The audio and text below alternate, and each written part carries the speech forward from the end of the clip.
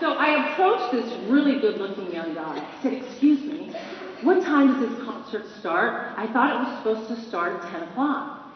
He said, well, it's supposed to start at 10, but technically, my Uncle Phil isn't scheduled to be out on stage till 10:15. I said, Uncle Phil? As in Philip Bailey, the lead singer of Earth, Wind & Fire. He said, yeah, that's my uncle. Why, are you in the business? I said, no, I'm a motivational speaker. He said, can you motivate me?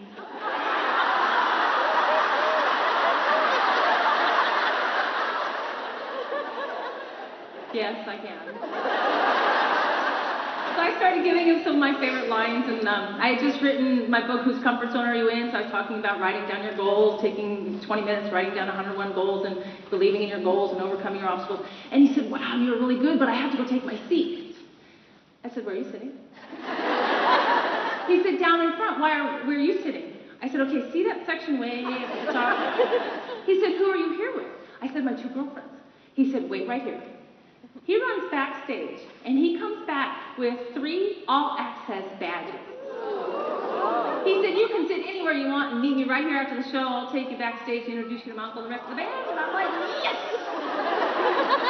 So I go running back up to my girlfriends. I said, hey! They're like, Marilyn, where have you been? These people tried to steal our seats. My experience has been, most people take their seat, they don't like it, and they complain. These seats suck. Have you noticed that? People that don't like their seat in life, they complain about it. And then if they're really negative and sarcastic and not in the front row, what they do is they start to look at the people down in front. How'd they get that job? How'd they get that promotion? Oh, why is she there? And that negative energy has absolutely no place at Coke. You see a woman who got a promotion, you say, you go, girl, how'd you do it? You see someone that gets a choice team position, you say, you go, girl, how'd you do it? You don't sit back and start making stuff up how she got it. You find your way to say, what did you do that worked for you, and what can I do to make it work for me? That's the essence of having a front row seat. It's not about jealousy or resentment. You go out and get your own seat. So that you got to act on it, though. You got to act on your vision. In fact, I get a lot of my material even on my way to a speaking engagement.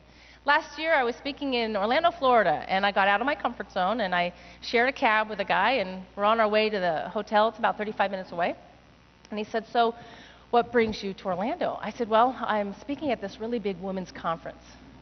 And he said, I love big women.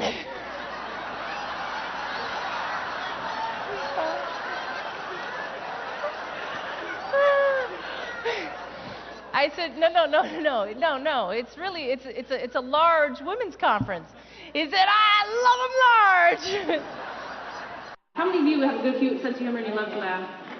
I hope so, because I want you to continue to find things that make you laugh and learn how to take what you do seriously, but take yourself lightly. I mean, I take my job as a professional speaker very seriously, but I don't take myself seriously. I mean, I've made every mistake in a book, and if there was ever a book written on professional speaking, I've probably broken every one of the rules, because I mean, I used to have this overhead one time with the image of my presentation on the overhead, and one time, like, spit on it, and I mean, everybody saw it. It was really, and then I tried to wipe it off. I mean, I remember one time in Alaska, I went up to Alaska, and I met a woman in Fairbanks who said, well, welcome to Alaska. There's so many men up here that the odds are really good. But I've lived here all my life, so I can honestly tell you that the goods are really odd.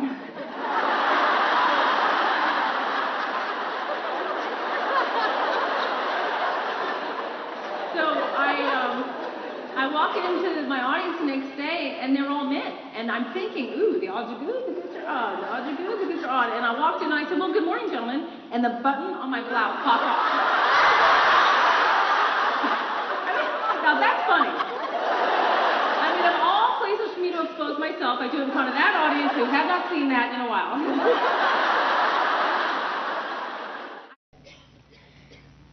Did any of you notice what I did?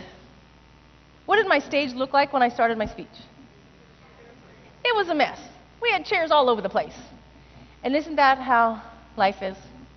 We've got our chairs all over the place. And I just gave you some simple strategies supported by some stories, and all of a sudden you realize I've created my own front row. Now, for me, being on this stage in front of you is my front row seat. But for some of you, you're not a spotlight person, you're more of a supportive person. For you, I would say, be the usher in helping other people get to their front row seat. Because when you go to a show, for example, in Las Vegas, there's always an usher, and what do they have? They have a flashlight, and they have knowledge. They look at your ticket, and they say, follow me.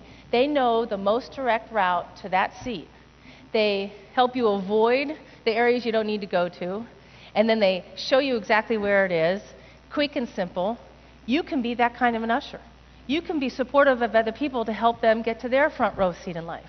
So being in a helper position is just as valuable a front row seat being an usher as being the person sitting in that seat. It's up to you. Your seat, any seat, can be a front row seat, depending on what your vision is for yourself. You know, I was sitting in Seattle one time with my niece on my lap. Little Haley, she was 9 years old. 4th of July weekend, and we're watching the fireworks. After the fireworks were over, little Haley and I were having this bonding moment. And she looked over her shoulder at me and she said, Aunt Marilyn, tell me about your new book. Because my front row book, I had just finished the first draft, and I think she thought it was a children's book. So I thought, how do I articulate to a 9-year-old girl that life is lived in the front row? You don't have to settle for bad relationships. You don't have to settle for being in an environment where you don't feel respected and you don't feel included. You deserve a front row seat. You're such a special person. You deserve the best that life has to offer. You don't have to settle ever. You deserve a front row seat. But I didn't get that far. That's what I was thinking of, what I wanted to articulate to my niece. And I just started to articulate that, and she interrupted me. She looked over her shoulder and she said, Aunt Marilyn, I'm in the front row right now. I said, oh, Haley, that's good. You get it. It doesn't have to be the front row of a Laker game. It could be sitting on the lap of someone you love, having a connection with someone that means so much to you. That's a front row seat. She got it, and she's only 9 years old. I said, Haley, can I use that? She said, yeah. I said, it should be a bookend, which means it should be at the very beginning or it should be at the very end. So where should I put this little moment that we just had? Where should I put it? And she said, put it at the beginning and dedicate it to me, too.